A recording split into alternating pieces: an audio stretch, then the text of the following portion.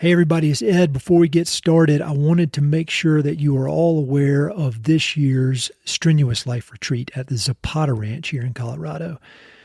The Strenuous Life Retreat is an opportunity for Mountain and Prairie listeners to gather at a really beautiful ranch in a really beautiful landscape and go as hard as we can every day enjoying that beautiful landscape. We climb up to alpine lakes at 12,000 feet. We ride horses in Great Sand Dunes National Park. Get up super early and do exercise. If that's your thing, you don't have to do it. It's not required, but a lot of people do like to do it. Have great meals, have campfires at night, talk about conservation, talk about literature, and really just hang out with an amazing group of people. We did the first retreat ever in 2022, and there's still some spots remaining in the 2023 retreat. You can follow the link in my profile to learn more, but I'd love to meet up with some of you at the Zapata Ranch this August. Thanks so much.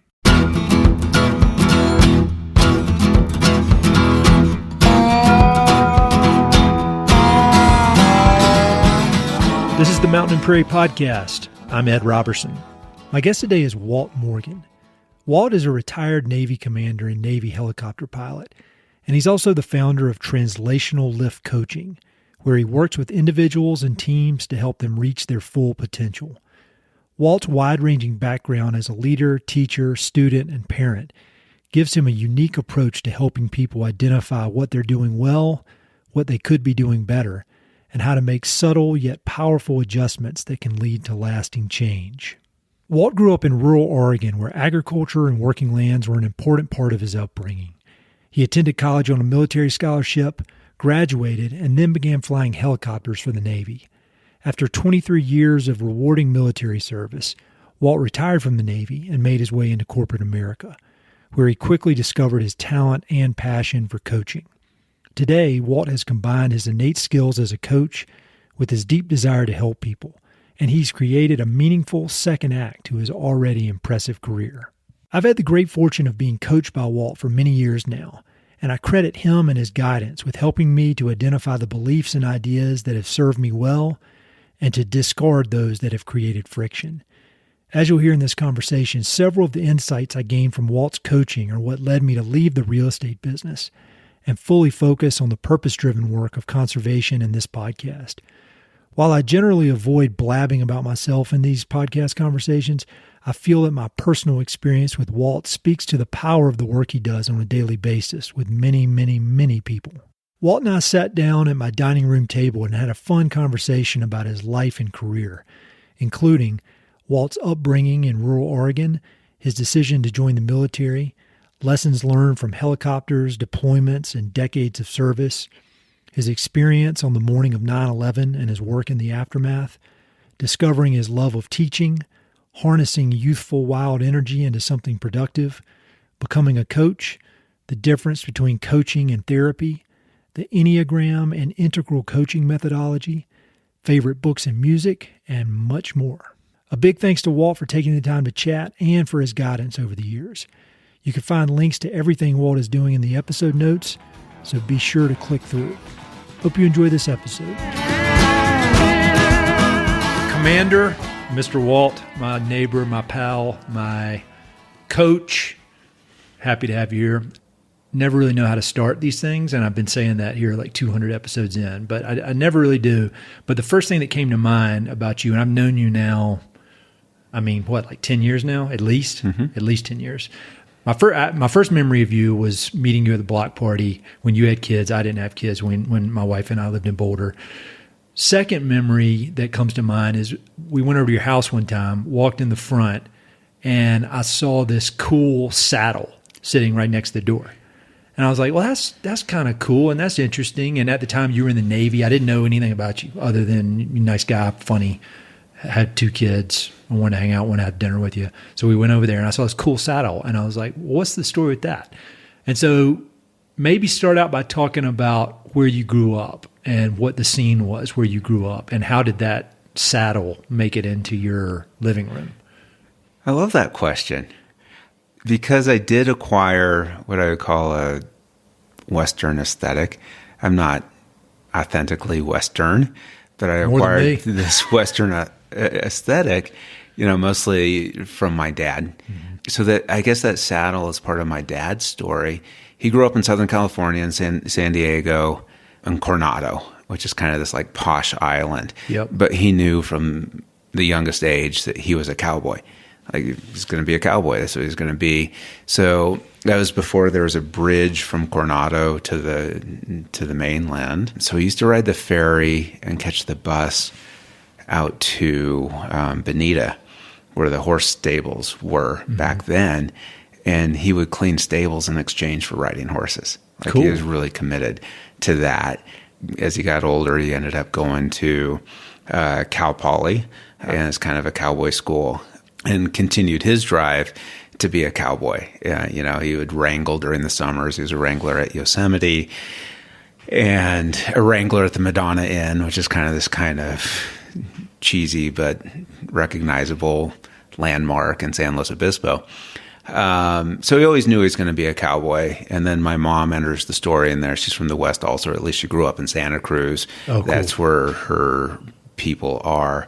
By the time I came along, my dad was an ag teacher in Lompoc, California, and kind of the Santa Maria Valley. We just got a very kind of cowboy thing happening. And I remember we always had horses, and we also had a stable on our 10 acres back then.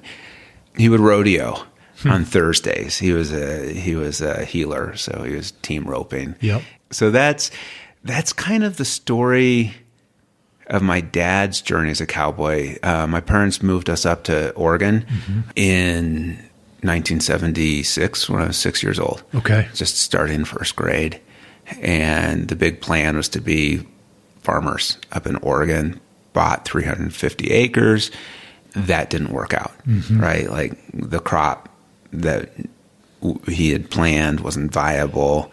And I guess we were poor, right? In the sense that we would do family picnics, and during the family picnic on our own property, buck would wander by at some point. My dad would shoot it, and then we'd skin it like we're poaching deer, like for survival. Sure. And then we'd like take it to the house and cut it up, and that was what we would eat. So that was what got us to Oregon. And then, so my parents went back to teaching, right, just for financial reasons. And then we ended up buying a ranch of just 50 acres that was only a mile away. And that's really where I grew up. And my mom has been on that ranch now. Well, she's still there. So she's been there since 1977. And she's still living there and is very connected to that ranch, that land, that place in Oregon. My dad died in 1989 when I was 19. And growing up, we had livestock, primarily sheep. I always showed sheep, first in 4-H and then FFA. FFA was a big part of my life growing up, Future Farmers of America. I was a chapter president, district president. But I grew up with livestock, sheep, some cattle, and then I used to show horses a little bit also. But that, when I hear that, and I mean, I knew there was something there, but I didn't know all the details there. And you've, as people hear, as we talk, you had these chapters of your life that are you go very deep and very intense in these different things. And it's cool how they all kind of link together. So when it comes time to go to college, you went to University of Colorado, correct? I graduated from the University of Colorado. Where did you go first? I went to Purdue. Did you really? I did. So I got this Navy scholarship. Right. And this Navy scholarship back then, this is the 80s, it's the Reagan, like they give a scholarship to apparently anyone.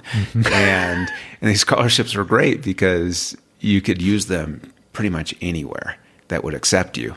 So in your neck of the woods, the University of North Carolina was my first choice at Chapel Hill, would not accept me. Oh, right? Really? Like I couldn't get in. Like, so. Fools. Fools. Don't get me started. And so then I got accepted to Pepperdine. I'm like, I'll go to Pepperdine. That's kind of cool. And about that time, I saw the movie Less Than Zero, and it really scared me. Robert Downey Jr., drug use in Southern California. I'm like, so what I didn't tell you is my little town of Yoncalla, Oregon is like this rough and tumble logging town, right? Like I was growing up on a ranch 15 minutes outside of town, but I went to this school. There's only like 30 of us in our graduating class from high school. Going to college really wasn't a thing. And I think like at least 6 of us are dead now. Really? Right? Yes. That's a hardcore region. It's a hard life there. Yeah. One was beaten to death in a Mexican prison. Another was beaten to death in somebody's home. Some OD, some drugs in there. So it was kind of a tough place, but a wonderful place. Yeah. Can I talk about Yoncalla, Oregon for a moment? Yeah, because I don't know much about it. I've looked at it on the Google Earth. Nobody does. Less than 1,000 people. Right? It's a little town that, for whatever reason, attracts these really, I think, remarkable people. So, give you an example. One of our friends was Lee Whipple, and Lee Whipple was a reverend who, in the Church of the Brethren, who was in charge of race relations in Chicago. So he was planning these marches with Martin Luther King and Jesse Jackson. Damn, yeah. Way back when. And so he brought 5 families out from Chicago, and they just built a little community tucked into the woods. Wow. And then there was Dr. Lydia. Dr. Lydia had been raised Amish in Iowa. She had 11 brothers. She convinced her family to send her to medical school at the University of Iowa. And then when the Navy was looking for female doctors in World War II, they're hoping to attract 300. I think they got 4. And Dr. Lydia is one of them. So and is that the Lydia who... Is that your daughter named after her? Yes. Her daughter is named after Dr. Lydia. That's cool. And so she married a warrant officer in the Marine Corps during World War II, and following the timber industry in the late 40s, or in the 40s, they ended up in Yoncalla.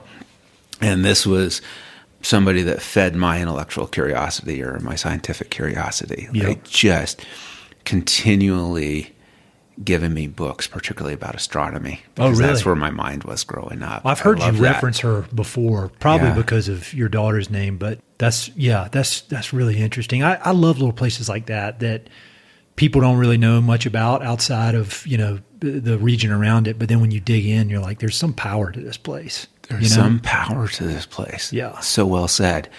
I had an aunt and uncle come up from Santa Cruz.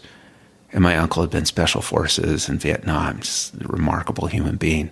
And we're going out to an event at the Applegate Ranch. And the Applegates, Shannon Applegate's an author. She wrote some actually noteworthy books that you might enjoy, including Skookum, which is about kind of the settlement of our region in Yoncalla. And her dad was a man named Rex Applegate.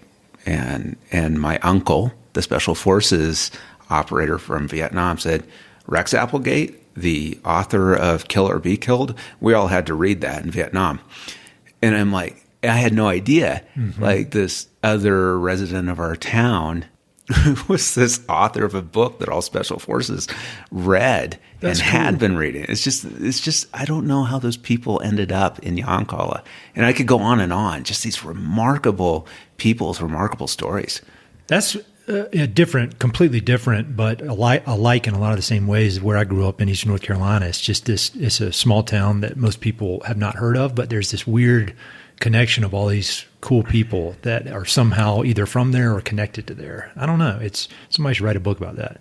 You should write a book about that. Well, I think Shannon Applegate beat me to it. Really? She wrote a book called Among the Headstones, which is about the Yoncalla Cemetery. Okay. We'll have a link to that. Tells the story. That's cool. Of those. So, Navy scholarship, were you psyched about joining the armed forces, or was that a way to get to college where you weren't going to have to worry about the finances of it, or maybe a combo of both? I didn't know about the Special Forces uncle. I mean, did he have an influence, or? He did not. I did not know him at that time. Okay. He came along later in my life. My dad had been in the Army. I think military service is a balance of self and service. Yep.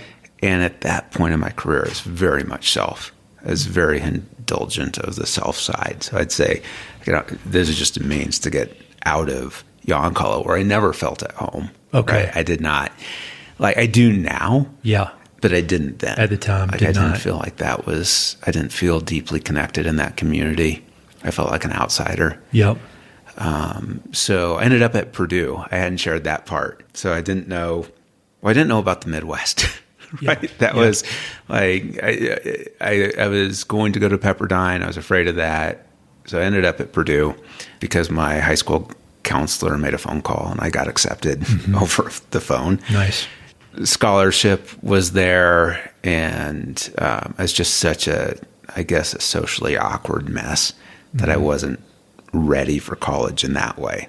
Grades were going great, 4.0 student. Wow. My dad was dying back home, and I just didn't know how to connect with people at that phase of my life. Like, it was really, like, I think a lot of people say that about themselves when they're 18 or 19. Mine was quite pronounced, and just kind of my inability to hear others, see others, appreciate others. That's pretty, you hear people that for that age, that can be kind of a standard a story you hear a lot, but it's interesting what you do now. Because it's like you could not be farther on the other end of the spectrum as far as just funny, like hanging out, talking, but also like this ability to really like listen to people and really understand kind of what drives them. It's uncanny, your ability to do that, which we'll talk about that in a minute. But that's good. I always talk about this on this podcast. Like, it's an instruction manual, my 23-year-old self, when I was doing boring jobs that I didn't like but didn't know any better. And like, it's cool for people to hear that like at 18, 19, 20, you, in a lot of, the foundation was still there, but on the surface, you were the exact opposite of who you are now. Am I off by saying that? Am I getting ahead of myself? No. One, thank you for acknowledging that where I am now. Yeah. Because I'm very proud of that journey. Yeah. And it continues, right? Like, I'm so excited to see where it goes. And if there's the thing that I appreciate most about myself, it's about my intentionality around my own growth and my willingness. Because there's any number of places I could have just stagnated and been fine. And I just am thirsty to keep going. But my baseline, my starting point was really quite low. Yeah, I wasn't fitting in at Purdue. Things were kind of spiraling out of control in a conflict way.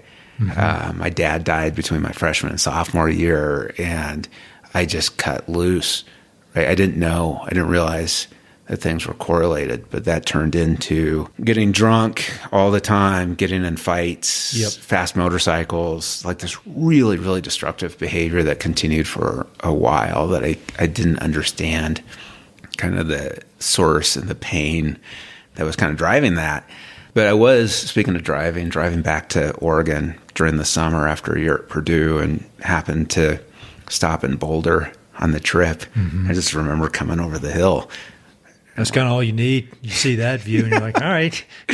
I'm like, wait, people get to do this? Like, people get to guys thinking back to West Lafayette, Indiana. And I'm like, oh, this feels more right for me.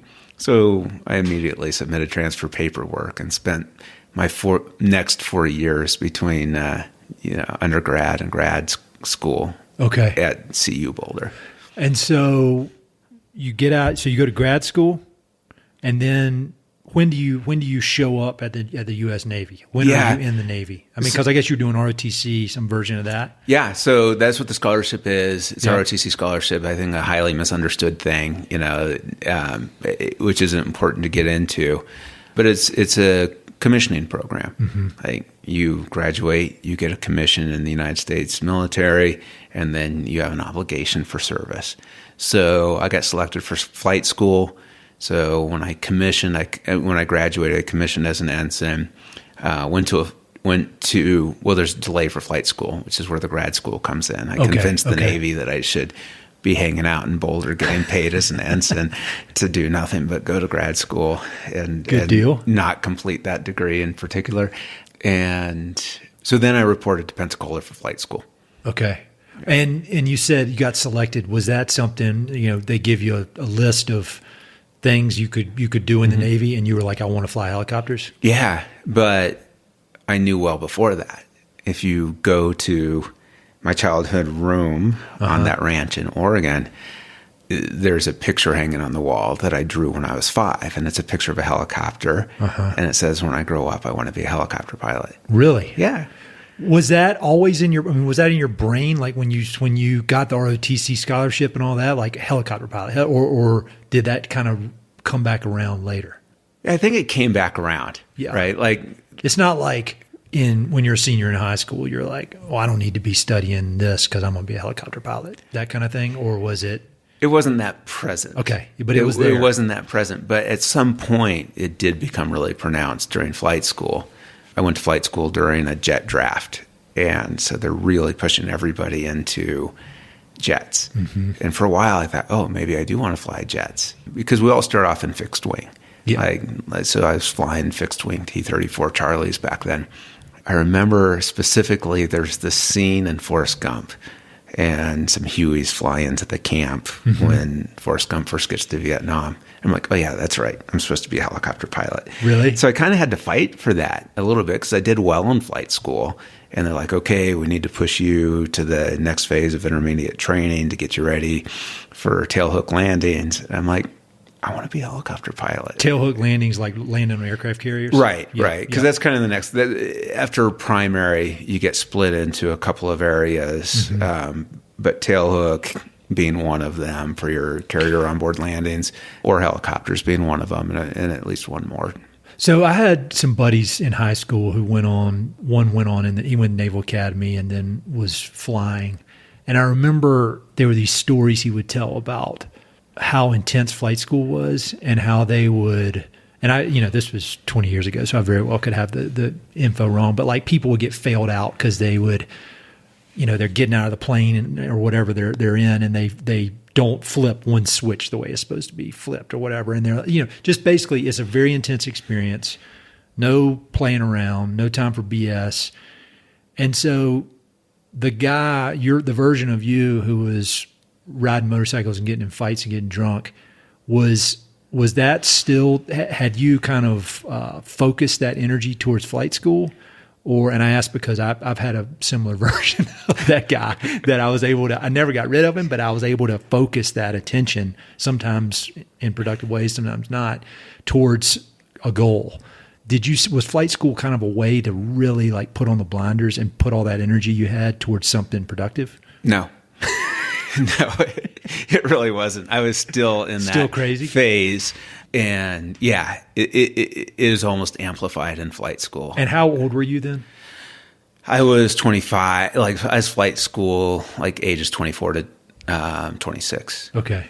And is that kind of the culture of it? I mean, it was. Yeah. I'd like to think that the Navy's evolved along with the rest of society around that. But back then, there was a narrative of the intensity of flight school. I didn't experience it that intensely, right? Mm-hmm. Like I felt really natural in the cockpit. I enjoyed flying. I didn't study enough, which showed up every once in a while. For a military environment, it was very free. Really? Right? Showed up when it wasn't like there's stories about Air Force flight school where you have to go to the squadron and be there all day, every day. Mm-hmm. And if you're not flying, you're studying. At least back then on the Navy side of things, you showed up for your flights and you performed. And as long as you performed in your flights, then you didn't really owe anybody anything and you can go live your life. So what year was this? This is 94 through 96. So after flight school, was flying helicopters, got sent. Training, just constantly training? Or No. Now I'm, at some point I became a fleet pilot. Yeah. So now sent to an operational squadron in Guam and then hopping on ships, heading out to the Persian Gulf. And so tell people what you would do, like because I've seen videos of you doing this shit. I mean, it's really cool. But like, what was your specialty? It depends on what audience I'm trying to impress, right? because yeah, I spent some time with SEALs on the back and putting them in places, and mostly training with that stuff, but not always. But really, what I loved more than anything was this thing called VertRep, which is called vertical replenishment. Mm-hmm. And to hear about it is probably the least cool thing in the world, right? You're just moving strawberries and ice cream from one ship to the carrier or whatever, right? You're just, or bombs, if it makes it sound more cool. I don't think it does. But you're just moving stuff externally underneath the helicopter, right? So there's nothing, it's basic helicopter logistics at sea. But like you're flying in, like the video I saw of you, you're flying in, you got a wire cable or something hanging down from the plane, from the helicopter. You do this crazy like back in the air kind of thing, and then some dude on the deck snaps it into the cargo, and then you fly off. Pretty much nailed it. Yeah. So that's what it was. It's this extremely dynamic, first off, there's such a team around this that you have to acknowledge the people keeping the aircraft flying, the people running the flight deck. The dude grabbing that cable. the hookup person, as it's called. And then, keeping them safe on the deck. And then the flight crew in the back that's really keeping us aware. And it's this dance between two helicopters that is like, I used to do that like 10 hours a day sometimes. And I sometimes, every day in the Gulf, 115 degrees, humid, nasty. And I'm like, this is the most fun. Like you could say, all right, you just did this for a week straight. Do you want to go skiing tomorrow or something? I'm like, no, I think I'll vert rep again. I'd rather vert rep than do anything. That's and cool. Again, it doesn't sound cool. It's just logistics. But the flying itself is intense. Well, I would imagine doing it over and over and over. Like the video you showed me, if I remember correctly, it was like 2 different helicopters and y'all were kind of alternating back and forth with these loads. But I would think after a while, like you do that all 10 hours a day for weeks at a time, like it becomes like a craft. Like these tiny little things, little adjustments you can make to make it a little bit smoother. And you think about all these other people I had on podcasts like woodworkers or painters or whatever who do the same thing on their craft. It's just you're flying this multi-million-dollar piece of equipment and you could die at any moment. But I would think it's like a way to achieve mastery in something or attempt to achieve mastery, which I think would be really, for the right personality, I think that would be kind of addictive, I would think. Mm-hmm. Yeah. Well, and my personality, which is playful, right? I want to have fun. It was so much fun, and it was a way to express fun. Right. Like it's just this really expressive and my own unique way of doing it. And you're bringing in others to the fun and it's exciting. Yep. When people thank me for my service, it's like, yeah, you're welcome. I feel horrible because so many service members sacrifice so much and many sacrifice too much. Even those that come back sacrifice too much. Sure. And I really enjoyed my service, particularly that part of it. But there was a mastery. Yeah. Like, to your point, like there's kind of a level of skill that's at I would say the perishable level. Like you have your kind of building block level and then you have an intermediate level. And then there's that thing that you have to do. Think about this, because, I'm a fly fisherman. Yep. Think about people who tie a lot of flies. Same sort of thing. Like, I'll bet you if you take a week off from tying that particular fly, you kind of have to reteach a little nuance. Sure. It's kind of like that with that level of operations. You pretty much have to be doing it several times a week to maintain a particular, just that top 1 or 2% of that mastery. That makes sense. Yeah. So where were you on 9/11? Yeah. So I had completed my first 3.5 years overseas deploying in a deployable squadron. I'd recently come back to San Diego and I was an instructor pilot. So now I was teaching the next generation to fly, two particular airframes. Like Maverick of helicopters? I didn't want to say it, Ed, but I think that's... Have you seen Top Gun Part 2? I did see it. It is so good, dude. I did see it. So good. All right, go ahead. Sorry. Through a bit of an ironic lens, but I saw it and I opened my mind enough to allow myself to enjoy that. So I'd flown the night before on September 10th. What I haven't mentioned yet, and probably something that you know, but your audience should know, is I preach the doctrine of ignoble ease, right? Like I'm taking a different approach to life. Like I'm less attached to the strenuous life maybe than you are.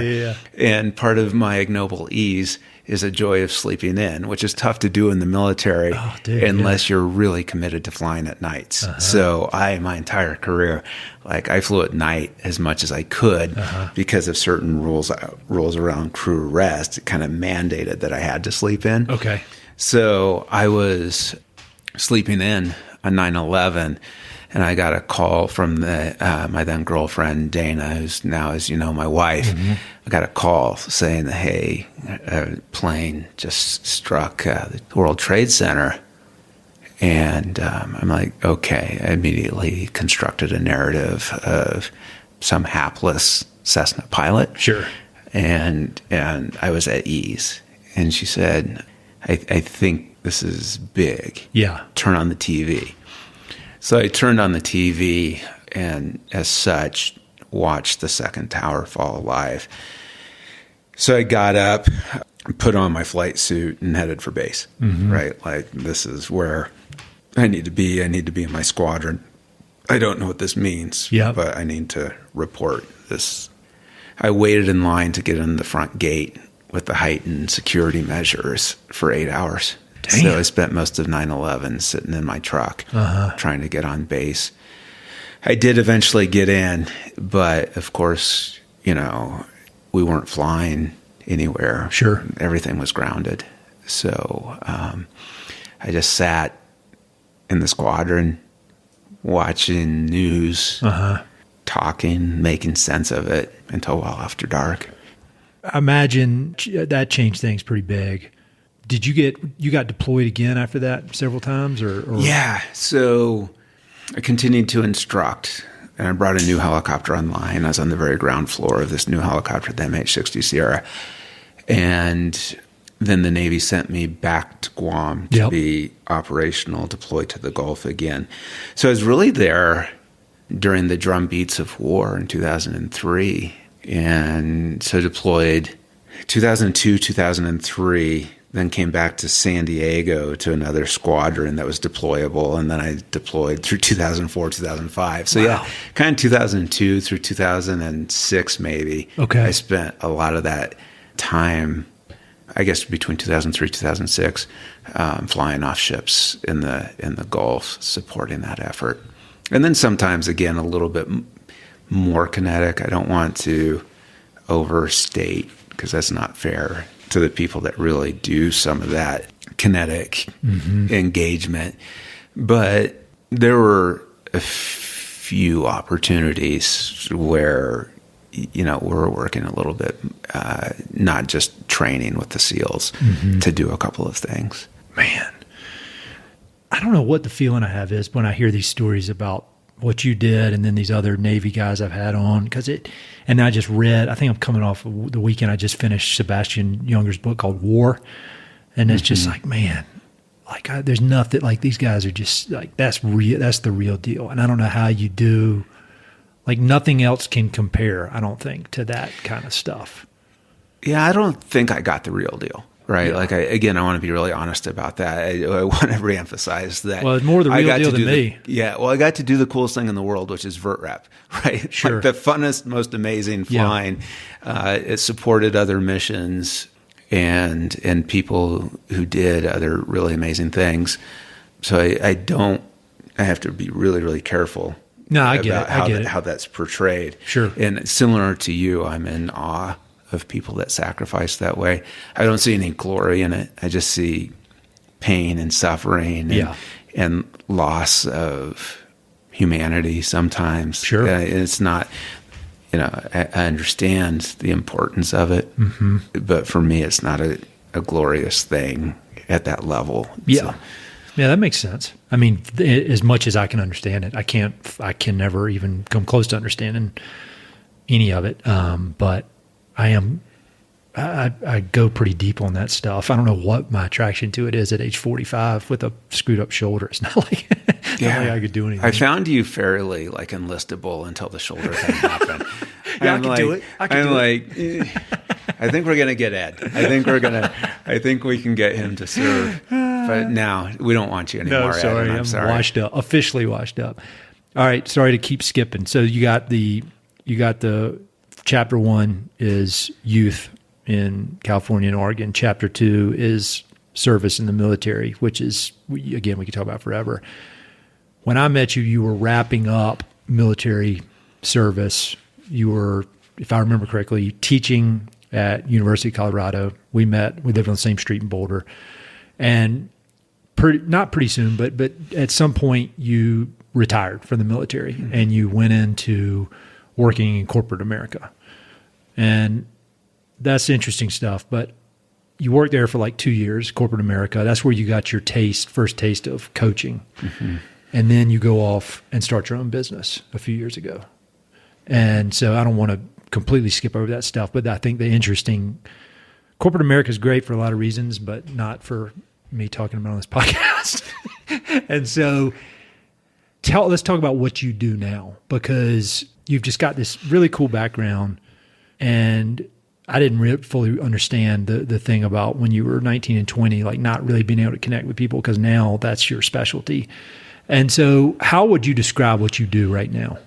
I help people discover the area of growth that is most important to them and help them transform to a new way of being that allows them to have choice around that and to access that. And when you got out of the military, so when you were retiring and going into corporate America, did you fully understand that a career like this was even an option, or was that 2 years in corporate America kind of a wake-up call, like, wait, first of all, this is a job opportunity that I could do, and also I'm really good at it. Like when did it come into your field of vision that, like, all right, this is something I can do, like in this next chapter? That thing that you want to skip over, right? I think has to be go for it. Has to be shared. No, please, because it's part of that journey. When I was at the University of Colorado, I was the executive officer of the Naval ROTC unit there, which is a whole bunch of like word and acronyms, letter salad, which isn't useful except to say I was teaching at the university. Yep. And I was teaching leadership classes. And it was a time of extraordinary growth for me, a very steep growth around my understanding of leadership. Yep. I thought I had that wired, right? I retired, as a Navy commander, had been designated to lead people throughout my career in various capacities. I'm like, okay, I got this leadership down. I still do not have it down. It's this deeply complex thing I didn't have a full appreciation for. So over that 4 years that I was teaching at the university, I got really, really excited about this idea of leadership and expanded my understanding of it in new ways and reflected back on my own journey as a leader. And sometimes it was really painful. I found myself wanting, and other times I found things to honor as well. So when I retired, I was at a crossroads, and like a lot of my squadron mates are flying in the airlines now. And a lot of them are in some sort of defense contracting. Yep. Right? There's this very natural thing that says, oh, Commander Morgan, we know who you are, and we have the place for you. Yep. We know how to employ you. And that's kind of the crossroads. Do I want to start over in something new or go where they know me? Like I indicated that I had this real passion for flying, an unusual passion for flying, I would say even. And so I thought that would be the rest of my life. But I felt a nudge from the universe, I guess I would describe it as a nudge, that there was something in this leadership development thing. And I didn't know what it was. So I actually marketed myself as a leadership development specialist and then waited for the job offers to flow in, which they did not. I remember circling back to somebody, a hiring manager who hadn't offered a job. And I said, well, help me understand. And she said, oh yeah, so this is a leadership development position, and you are in the military where there is no leadership because people just do what they're told. So I'm like, well, thank you. Thank you for sharing that. But that's kind of what I was up against. And they weren't entirely wrong. Like when I got into corporate America, leadership there was a transition. Sure, it was different brand, I guess. There were very challenging things for me. This healthcare company, Fortune 200, based out of Denver, DaVita, it's this remarkable culture, actually did bring me on. They did take a chance on me. And I'm so grateful for that, because their unique culture, their intentional culture that was really about honoring emotions was the next step of my journey. So I was 3+ years there, and it was a steep emotional and spiritual journey. And I learned, I mean, how often can you say that? I stepped into corporate America and I had a deep and transformational emotional and spiritual journey and experience, but I did because that culture allowed for it. And that was actually my expectation. I was so far behind the curve when I showed up because I've been so neglectful of my emotional and spiritual self for the past forever at that point. And how old were you then? I must have been 46 when I started there. I was 46 when I started there. Okay. And I was just behind, and I was mostly in awe of these other faculty that had that foundation that I was really lacking. And it was very painful, I would say, at first to come up to speed and exhausting. Sure. But then I did. I'm like, okay, this is amazing. Can I share a story about? Yeah, definitely. This is like my first week there. One of the other guys, leadership faculty, was what I was considered in the wisdom department, which is the coolest name ever. Yeah. And one of my peers said, "Walt, isn't it so nice to be here, where everybody is kind to each other instead of in the military?" I got triggered by that. Yeah. Because that's where all my best friends were. Sure. And so I remember saying, well, the underlying assumption, right or wrong in the military, is that everybody's willing to die for each other. And so while everybody seems really nice here, I haven't exactly gotten the die for you vibe just yet. What was his response to that? It was a her in this case. I think she got flustered by that and a little apologetic. But I've intentionally put myself in a place where nobody knew a thing about the military, right? That was a choice that I made, and I started over. I felt like I was fresh out of college at that point because I knew nothing, and everybody else had this like solid foundation in leadership development. So it was all new. And at some point, Davida sent me to integral coaching, the initial integral coaching course. And then it became so clear to me, like this was it. This is what this whole journey was about. This was what that nudge from the universe, several years before was about. It was leading me here, and it's such clarity of purpose. I am supposed to be an integral coach. That is what I want to do for the rest of my life. I can hang that on the wall next to that, age 5 picture of the helicopter. Like, this is it. So just to give people some context, people who listen to this thing, they have some general idea of my personality. And so, I've told you this before, but the first time you ever helped me with anything, and I got the benefit of a lot of this because when you were learning how to do it and getting your different certifications and going through these processes, you have to try out on people and bring somebody in kind of as a test case or whatever. And so you bring in my crazy ass to, and so the first thing we did was Enneagram test, which splits you up into, correct me if I'm wrong, into 9, it puts you into one of 9 personality traits.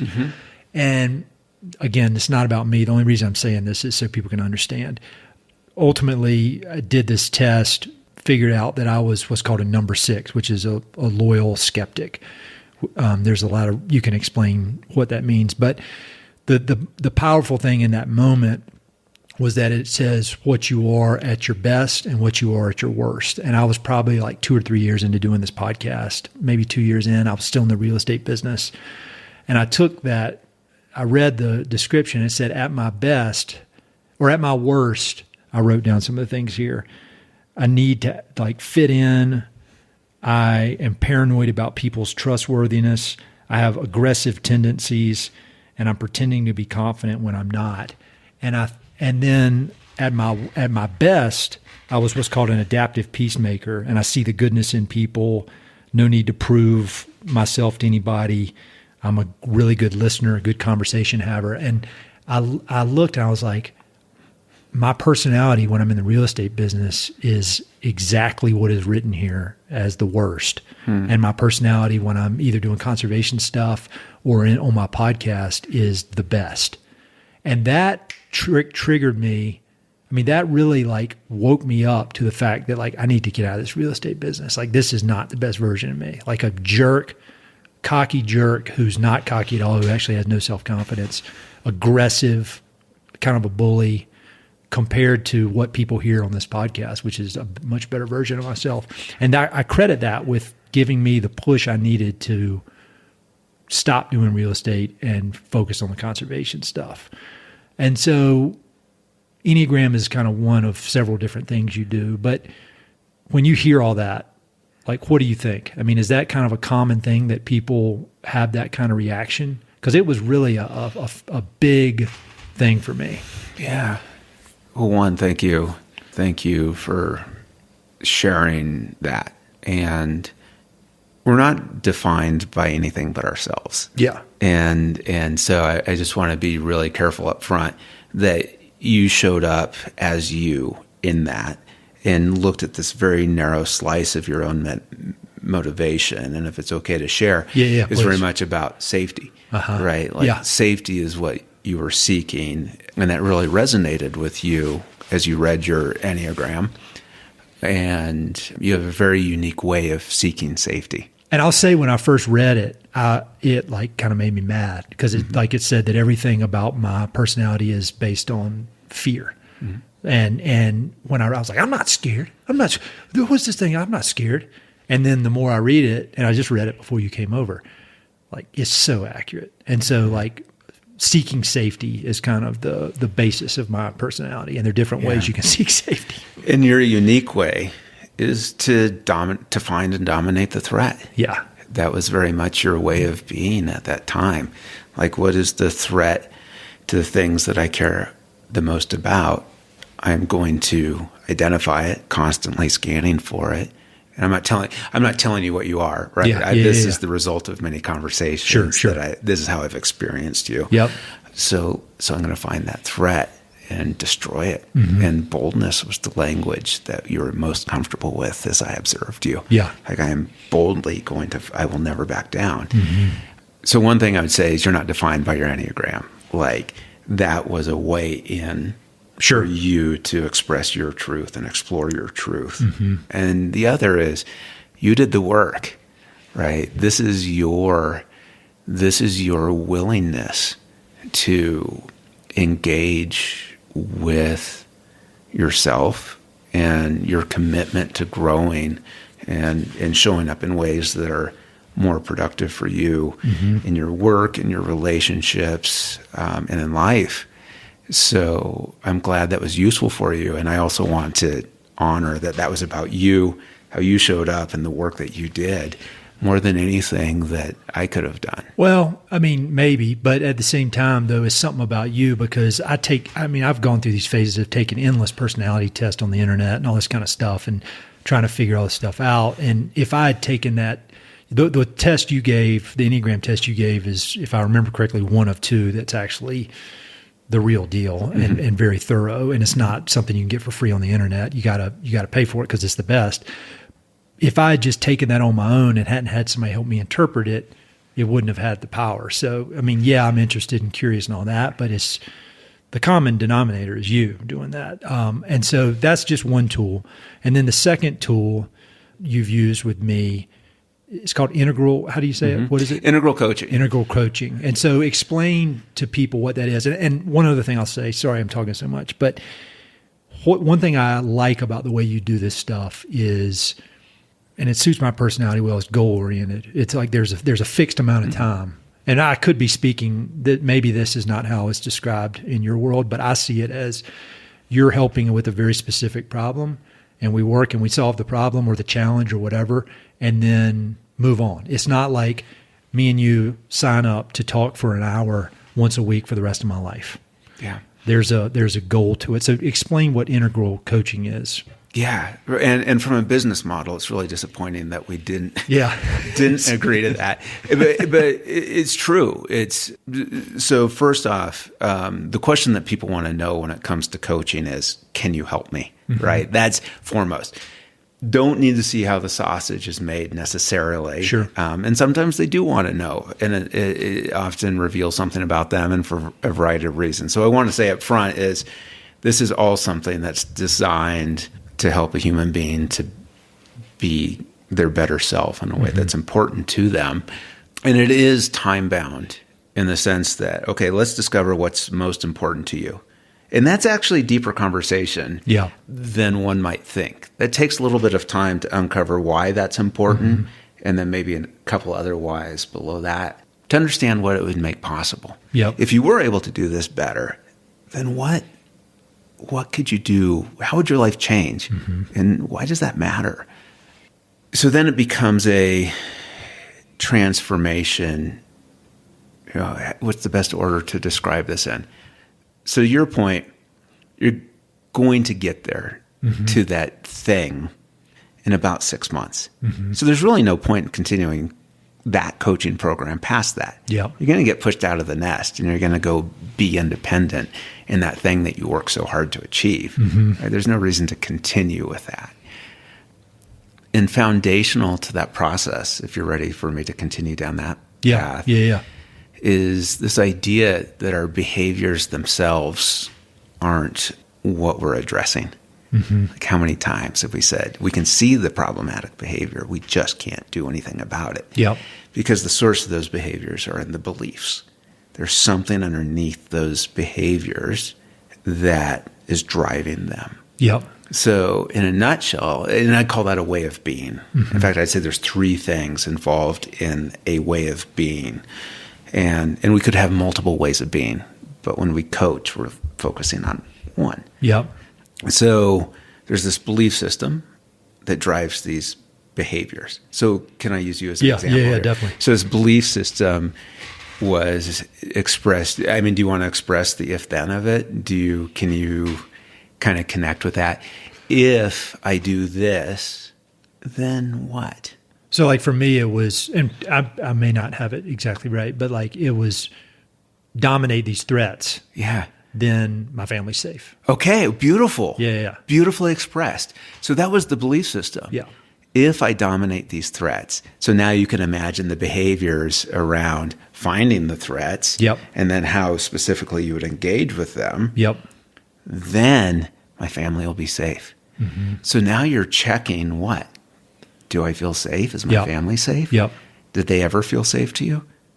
No, there's impossible. There was infinite threats. So yes, but and that was part of. And it's worth noting to people like I would say that the way I was acting or these challenges or whatever that we were addressing, it wasn't a destructive thing to my family at all.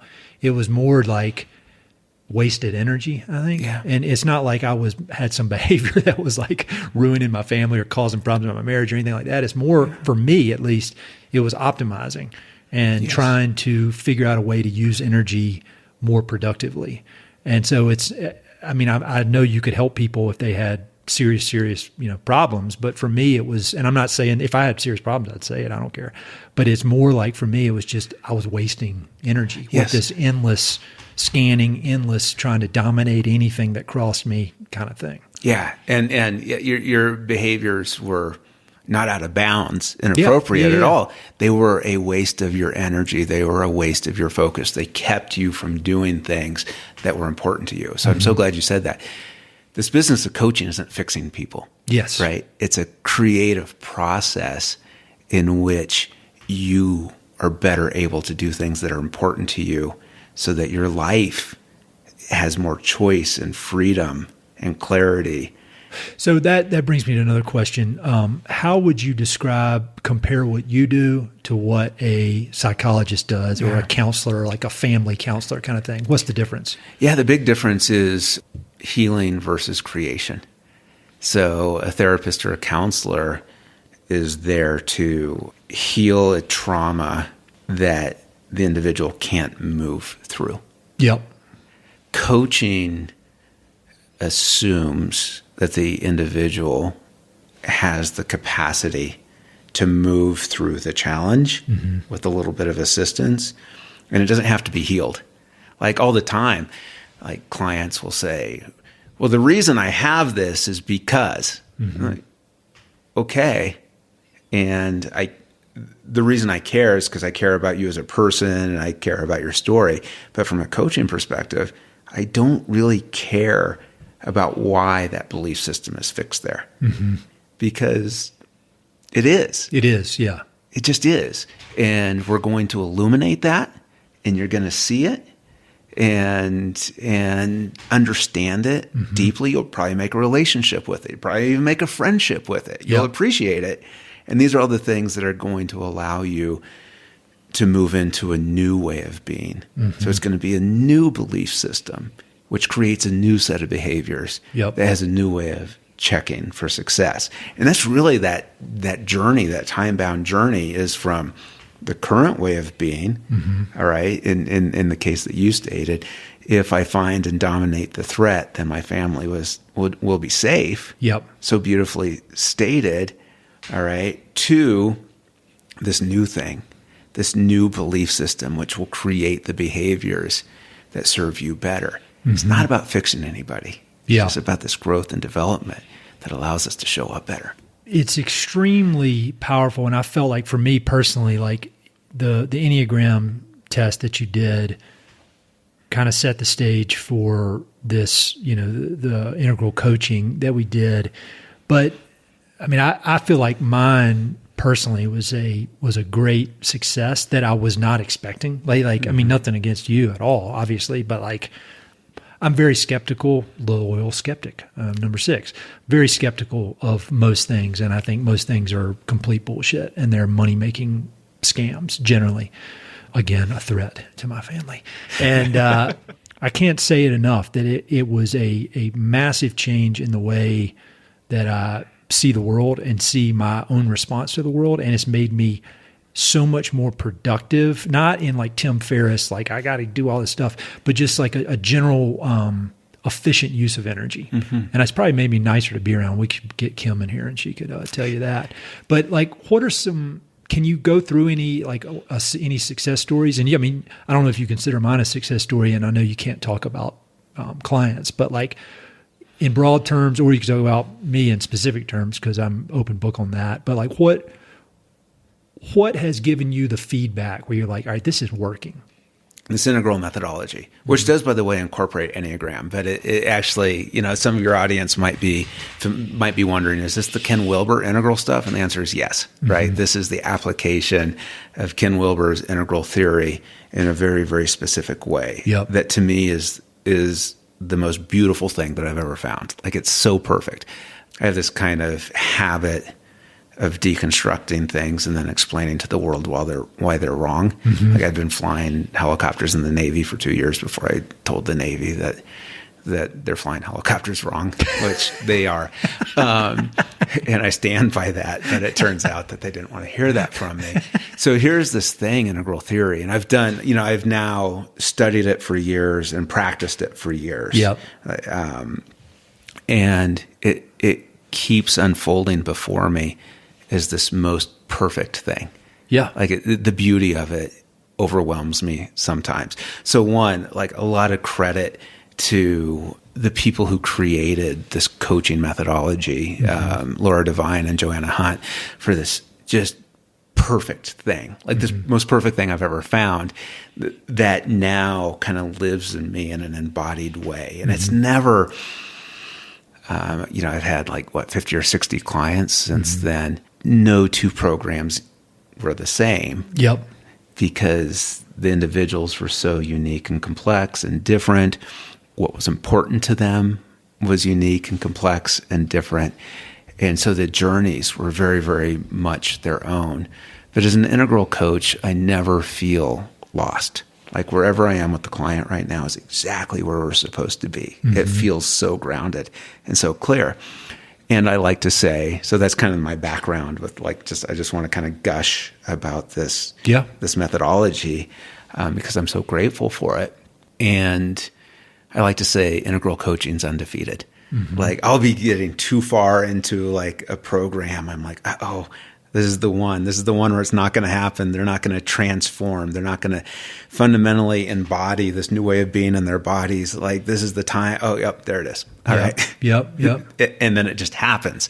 And like, okay, integral coaching still undefeated. Like it's probably fair to say there are varying degrees of what I would consider transformation, like some and just incredible success stories, which is what you're asking about.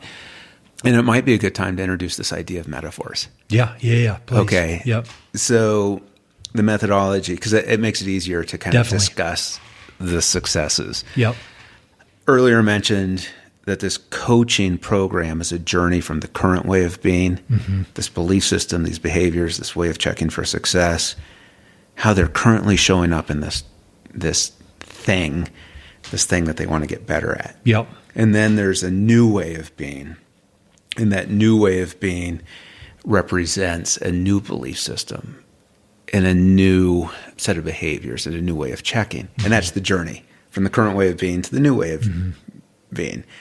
Are you open to expressing what your metaphors were on your journey? The initial one was, which is funny, thinking about this podcast or anything, but I think you called it it was called the unyielding wagon train protector. So like you picture a old wagon train in the old days going across the West, and there's some dude up there with a shotgun scanning the horizon looking for threats. And when there is a threat, he goes over and just kicks the shit out of the threat, whether it's a prairie dog or a group of bandits. They get the same treatment. Yep. Aggressive, over the top. And then the end where I was trying to get, we eventually called it the cosmic longboarder. Just for lack of a better term, like almost like a Zen warrior, where you're taking in everything around you, take it in, you're aware of everything that's happening, but and if it needs to be addressed, it can be addressed, but you're not going to go over the top with this crazy aggression towards everything. Yeah. Does that make sense? Well, it doesn't matter if it makes sense to me. It was your journey, my friend. Yeah. And so those were your metaphors. And so every client I have has kind of that bookend of metaphors, right? This kind of starting point. And it's typically a behavior that's I'll say always a behavior that served them, right? I don't want to, the way of the unyielding wagon train protector is no way a bad thing. No, not bad. I mean, there are good pros and cons, but it served me very, very well. It served you very well, and you're reaching a point in your life where it was beginning to limit you, and you're seeking to transcend that. You didn't want to leave the good things behind. You want to bring those with you. Yep. And a new way would serve you better. So you think about that journey from unyielding wagon train protector to the way of the cosmic longboarder. What is it that you felt you had to achieve? What enabled that transition for you to a new way of being? Probably just I would say the confidence that the new way will work. Oh, okay. The old way worked. I mean, it's, whether it was productive or not, it worked. And I figured that out over many, many years through many, many different experiences, good and bad, that all in TR style aggression, straighten, that served me well. Yeah. But it's the equivalent of flooring the gas pedal when you're just driving down the street to go to the grocery store. Right. And I did not think that you could be the Zen master and keep the family safe and stay calm. And so there was through our process of many months, I would say for me, really accepting the fact that the Zen master is a better way of being. Okay. And did it allow you to keep your family safe? Oh, yeah. Probably more safe. Yes. And that's it. Yeah. Yeah. More safe. There's the belief system of our current way is always paradoxical. And I don't want to get into the weeds too much. Sure. But the way of being, the way of the frustrated jellyfish, right? Yeah. Who wants to be able to speak her truth, but instead just rides along quietly and translucently in the current. She's seeking harmony. Yep. But that way of not speaking her truth actually creates disharmony. And for every single client, for every single current way of being, we eventually get around to the point where, the thing that way of being wants the most, the thing that the reluctant hot coal walker, the tethered hummingbird, the misunderstood sniper, I have all these metaphors, the thing that they care about the most, they're actually getting in the way of. Yeah, that's an interesting way of thinking about it. I think of it in some ways when you were describing how it's never been beaten and how it requires a different approach. Like there is a methodology underneath all this, but it requires you to really get to know the individual person. And it reminds me in a way of regenerative agriculture in a way, which is probably a strange thing for people listening, but it's like, I always wonder with regenerative agriculture, like, why don't more people do this? I understand that everybody doesn't, but like, why is this not more widely accepted? Because it seems to work almost every time. Yes. And that's how I feel like this is with people. It's like, it's a way of going about helping people kind of, I don't want to say optimize, but really figure out their best version of themselves. And it seems to work a lot, extremely high success rate. Yeah, the question is why don't people seek coaching, right? Why would people rather have a new car than a new way of being? Mm-hmm. Like, I'm a coach. I invest in coaching. One, because I get to see the power of coaching all the time. I'm like, that's the thing that works. So rather have that than a new car. And it's so funny you bring up regenerative agriculture too, because I tend to look at ways of being at scale also. Mm-hmm. So like when I think of regenerative agriculture, like I think there's this long-standing belief that if we defeat nature, then we will be prosperous. Mm-hmm. And so I just see that. I'm like, what if the new way of being for the American West, for the world, for agriculture was, if we trust nature, then we will have enough. It's a fundamentally new way of approaching it for many people. Sure. Like for you, the guests on your podcast, they're already there. Yeah. Right. They already have that way of being. So I think I distracted us a little bit. No. We were going there. I think the regenerative agriculture thing is actually a good comparison. Yeah, I'm telling you. I mean, again, like I'm not trying to sell anything. I am as skeptical as you can get, and it's documented in that damn Enneagram test. Like I can show, there are few people on this earth that are more skeptical than I am.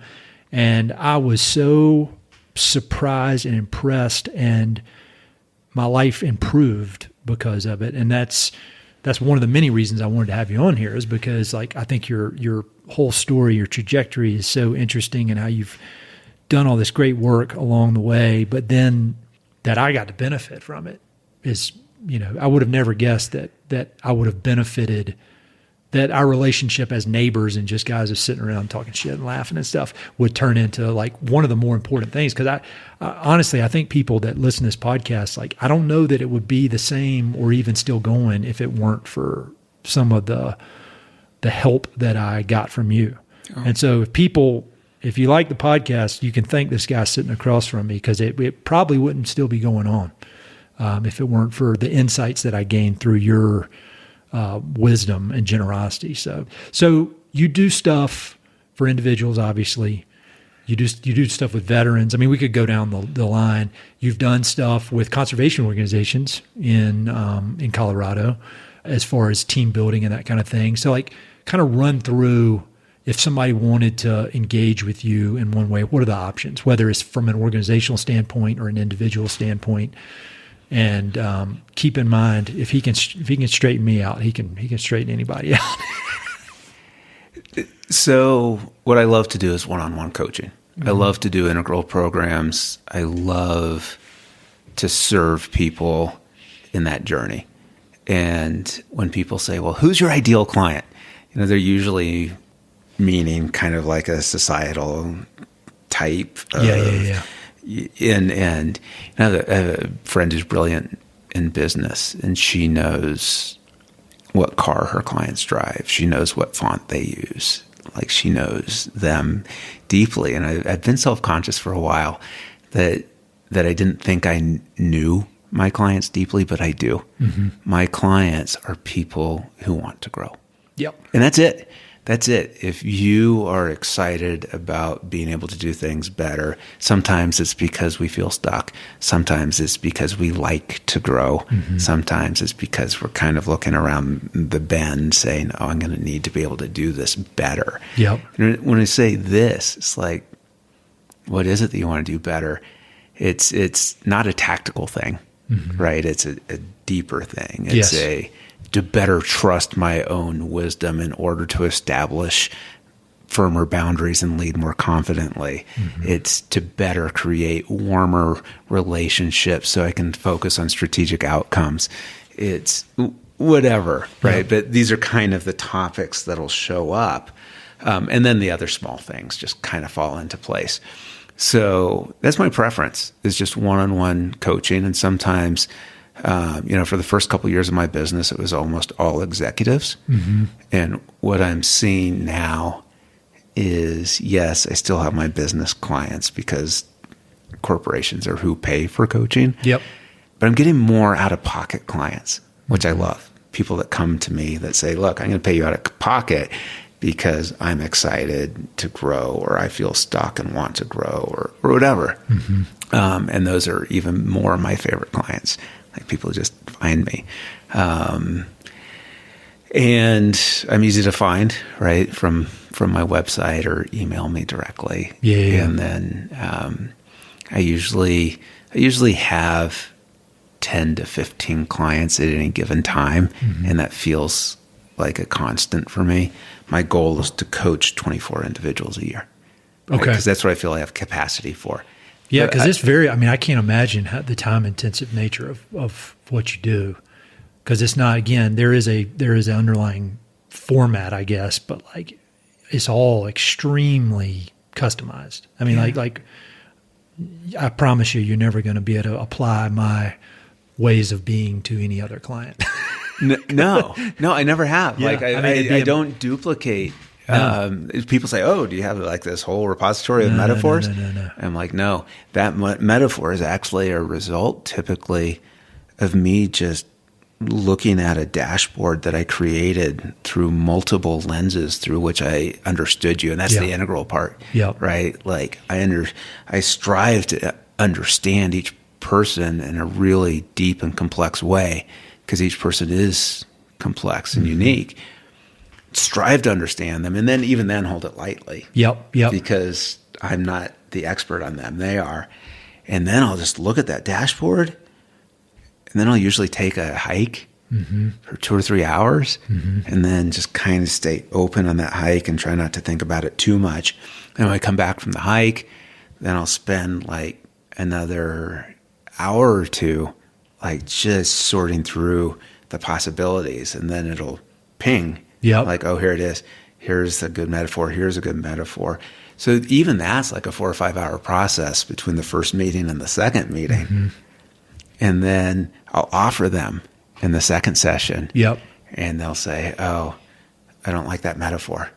Fantastic. Let's co-create one. Right? I don't care that time was lost, because it wasn't lost. It's a way into something that's more co-creative, better for the individual. And I can't wait to work with the individual, because it's their program. I'm just holding space for their growth and asking questions as they show up for me. Well, you're really good at it, man. Like, and I wouldn't, you know me, I wouldn't say that if I didn't think like it. The work ethic is there, but if you had that same work ethic that you have, but you just weren't naturally skilled at it, it wouldn't be as effective. So it's kind of this double threat of skill with the ability to work extremely hard on behalf of these other people, and it is still from a service standpoint. You got to make a living. Obviously, you got kids that are going to be going to school soon, but it's like, it's a cool way that you're in this, made a business out of helping people. Like, it's really awesome.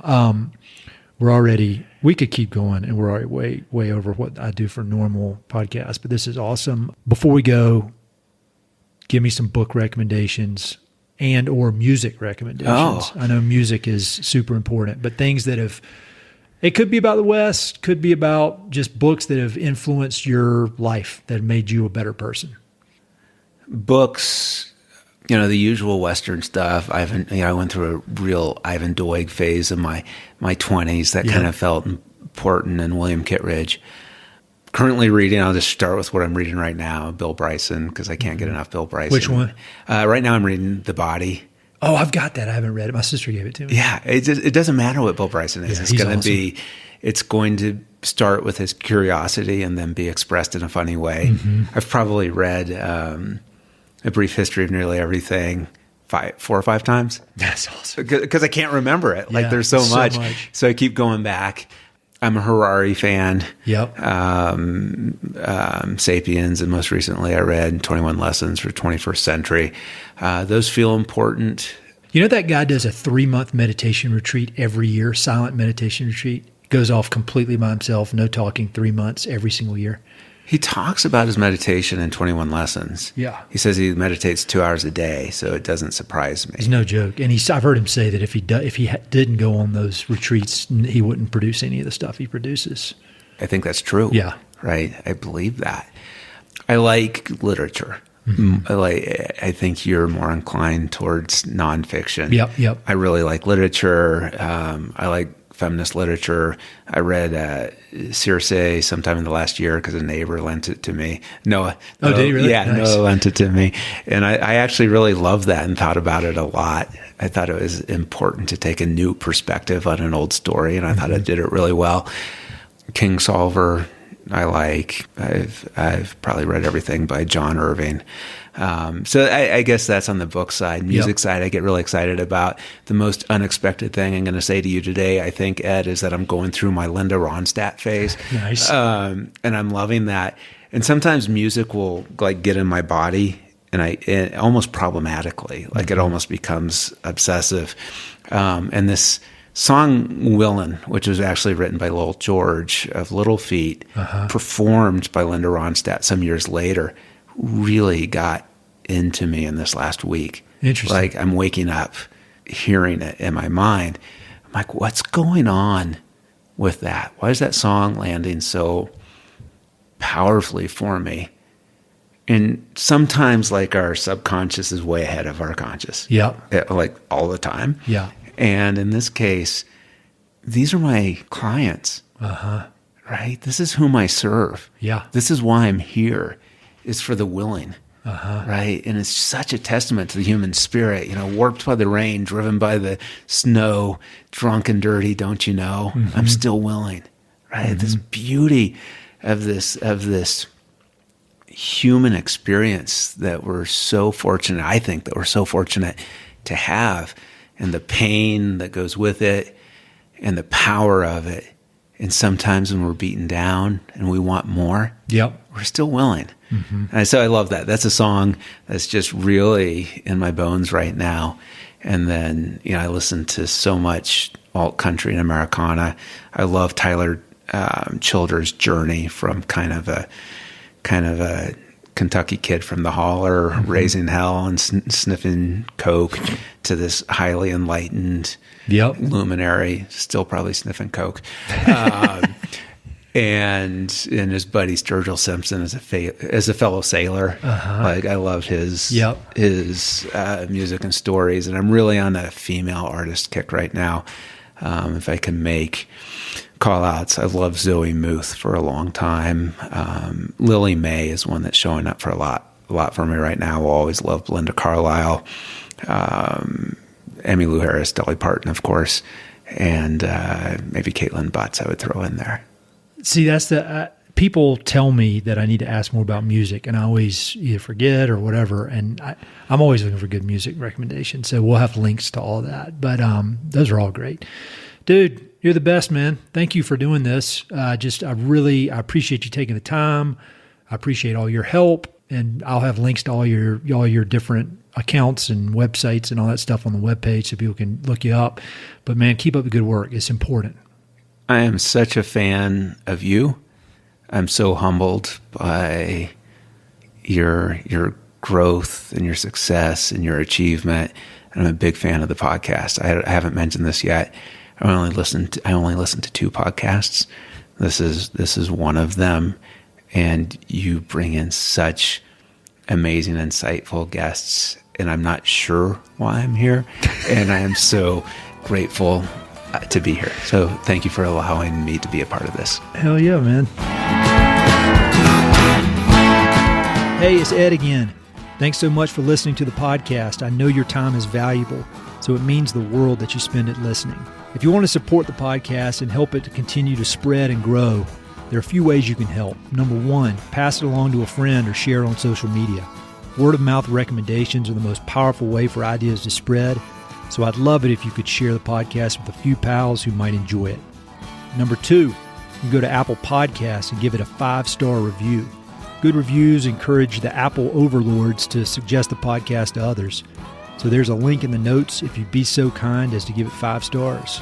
Number 3, you can support the podcast financially via Patreon, and there are exclusive benefits for those who do, including a monthly behind-the-scenes newsletter, Mountain and Prairie stickers, live and recorded video chats with podcast guests, and much more. Number 4, I've also got 2 emails that I send out. The first is my weekly email called Good News from the American West, which I send out every Wednesday.